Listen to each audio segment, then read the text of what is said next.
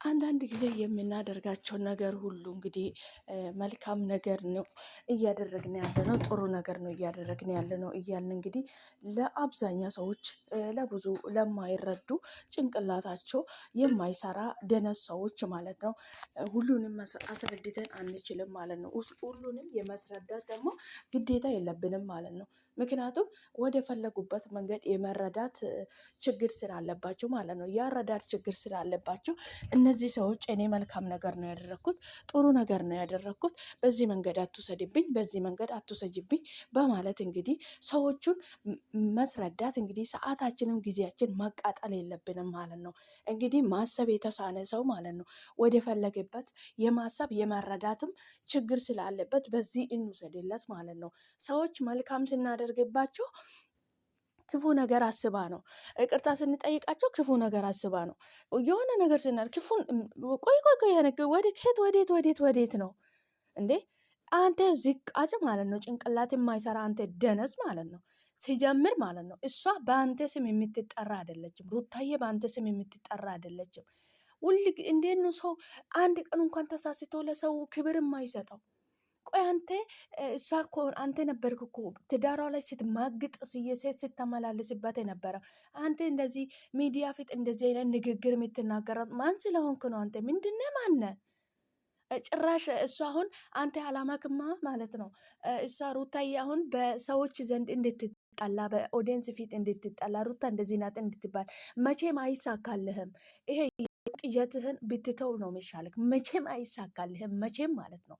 ምክንያቱም ለሰው ልጅ ክፋት የሚመኘው ሰው መቼም ሰው አይሆንም፣ መቼም አይሳካለትም። አንተ ደግሞ እያደረግ ያለው ማለት ነው እሷን ለመሸማቀቅ እሷን የሆነ ክፋት አስበሽብኝ ነው። እሱን ደግሞ እንዴት እንደሚመልስብሽ ተዘጋጅቻለሁ። ማነ አንተ ምንድነ እሷን የምታስበው? አንተ የምታውቅ የምችለው ምንድነ? አንተ ቆይ ምንድነ? ከአንተ ምንድነ? ማነ ትንሽ እንኳን ማሰብ በቃ ለነገሩ ምንድን ነው የሚባለው? ከዚህም ብማር አይጠበቅም አባባል ሰው እውነተኛ ታሪክ ነው ማለት ነው።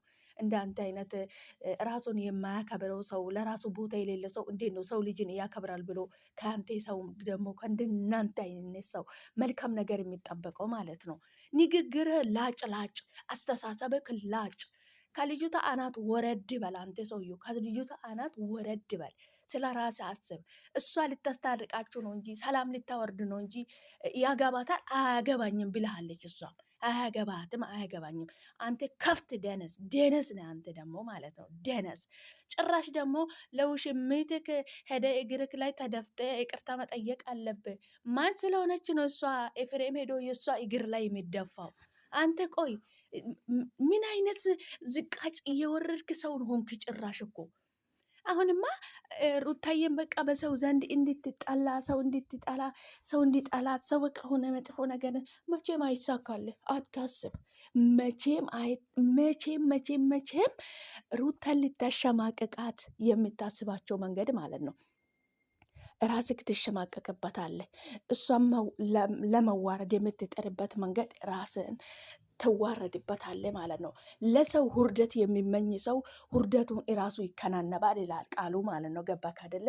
ለሰው ውርደት፣ ለሰው መጥፎ ነገር የምትመኘው መንገድ ማለት ነው ሁሉም ነገር ተሰብስቦ ለራስ ነው የሚሆነው ማለት ነው።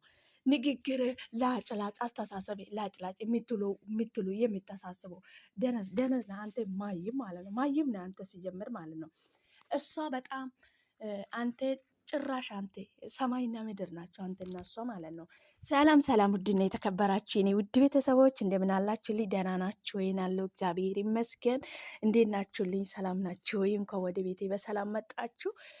ውድ ቤተሰቦች ሼር፣ ላይክ፣ ሰብስክራይብ በማድረግ አበረታቱኝ። ቤተሰብ ይሁኑ። ቪዲዮ ስታዩ ላይክ አድርጉልኝ ማለት ነው። ሰላማችሁ ይብዛልኝ። ዛሬ በጣም ተናድጃለሁ ማለት ነው። አንዳንድ ጊዜ እንግዲህ ሴት ልጅን ለማሸማቀቅ ሴት ልጅን ወደ የበታችነት ስሜት እንዲሰማ የሚያደርጉት አንድ ደነዞች ወንዶች አሉ ማለት ነው። የማይገባቸው አንድ ዝቃጭ ጭንቅላታቸው ማሰብ የማይችሉ መልካም ነገር ስታስቡ ወደ መጥፎ ነገር ወደ ተንኮል የሚወስዱት እንግዲህ አስተሳሰባቸው በጣም የወረደ ሰው ወንዶች አሉና ስሙንም አልጠራም እኔ። ስሙ ይጥፋና ስሙ ይጥፋ እሱ ማለት ነው። ሩታዬ የኔ ጀይና፣ የኔ ቀብራራ፣ የኔ ኩሩ፣ የኔ ቆራጥ ማለት ነው።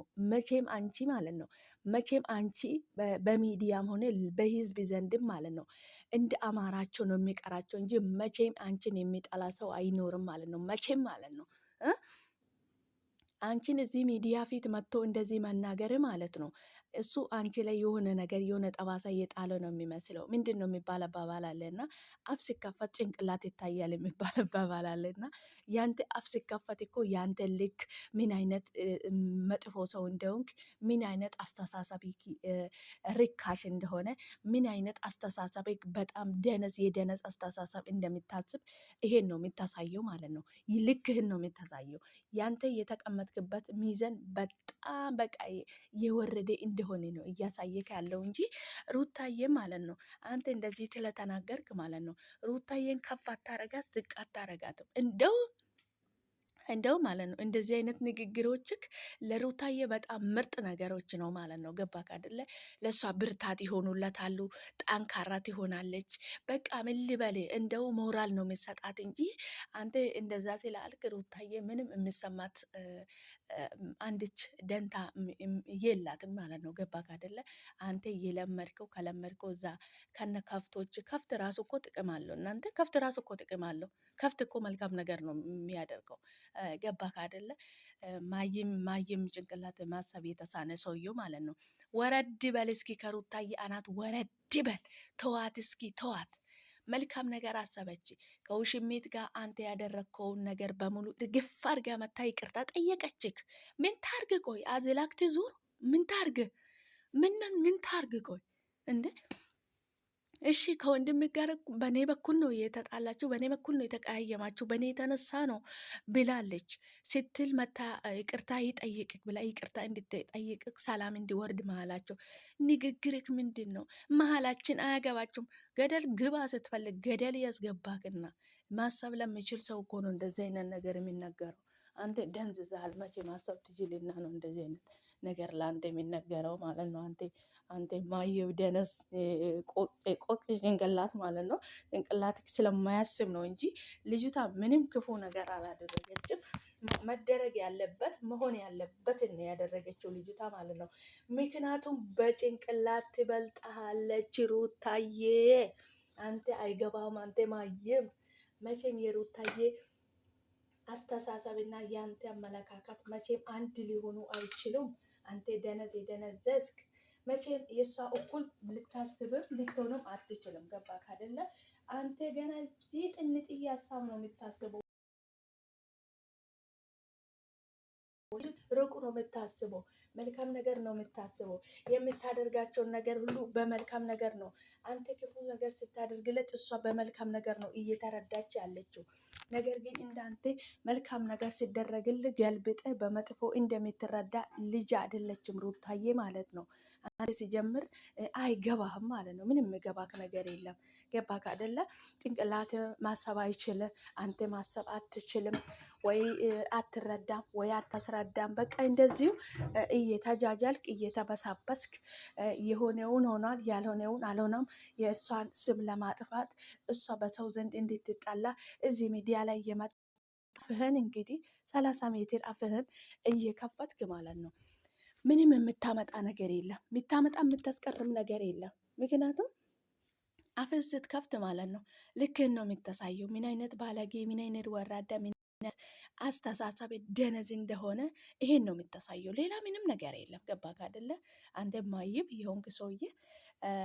ውድ ቤተሰቦች ዛሬ በጣም የተናደድኩት እውነት ለመናገር ማለት ነው። አንዳንድ ጊዜ ቁስል ያለ ሰው ነው ለቆሰለ ሰው የሚረዳ የሚባል አባባል አለና መቼም በህይወታችን ውስጥ ብዙ ነገር ያጋጥመናል ማለት ነው። መልካም ነገርም ያጋጥመናል፣ መልካም ሰውም ያጋጥመናል፣ ክፉ ሰውም ያጋጥመናል። ነገር ግን አንዳንድ ሰዎች ደግሞ መልካም ነገር ስታደርጉላቸውም ክፉ ነገር ስታደርጉ ክፉ። እኔ ምን የተምታታ ስሜት እንዳለባቸው ራሱ አይታወቁም። እንደዚህ አይነት ሰዎች ማለት ነው ምን እንደሚያስደስታቸው ራሱ አይደለም ሌላ ሰው ራሳቸው ምን እንደሚያስደስቱት አያውቁም ማለት ነው። አያውቁም ምን እንደሚያስደስታቸው፣ ምን እንደሚፈልጉ ራሱ አናቅም። እነሱ ራሱ አያውቁም፣ ባለቤቶቹ ራሱ አያውቅም ማለት ነው። በጣም ነው የሚያስጠላው እንደዚህ አይነት ነገር ማለት ነው። ፈጣሪ መስተዋሉን ይስጣቸው። ውድ ቤተሰቦቼ ሩታዬ አንቺ መቼም ለእኛ ጀይናችን ነሽ፣ ኤታችን በርቺልን፣ ሁሌም ከጎንሽ ነን። የማንም ወሬ የማንም ሰው ልቅምቃሚ ወሬ አትስሚ። ወደ ራስሽ ማድረግ ያለብሽን ብቻ ማድረግ ነው አንቺ። ምክንያቱም የሰው ልጅ ለማስደሰት የምንጥርበት ሰዓት ማለት ነው እራሳችን ነው የምንጎዳ ማለት ነው። ስለዚህ አንቺ ማንም ተደሰተ ማንም አልተደሰተ፣ ማንም ተከፋ ማንም አልተከፋ ሳይሆን ውስጥሽ ማድረግ የፈለግሽውን ነገር፣ ውስጥሽ ያዘዘውሽን ነገር፣ ልብሽ ያዘሽን ነገር ነው ማድረግ ያለብሽ። ምክንያቱም ማንም ሰው ያንቺን ህይወት ሊኖር አይችልም። ማንም ሰው በአንቺ ህይወት ውስጥ ገብቶ ሊያዝ አይችልም። ማንም ሰው ደግሞ ያንቺን ጭቅላት ሊያዘው አይችልም። ገባሽ አይደል ሩታዬ?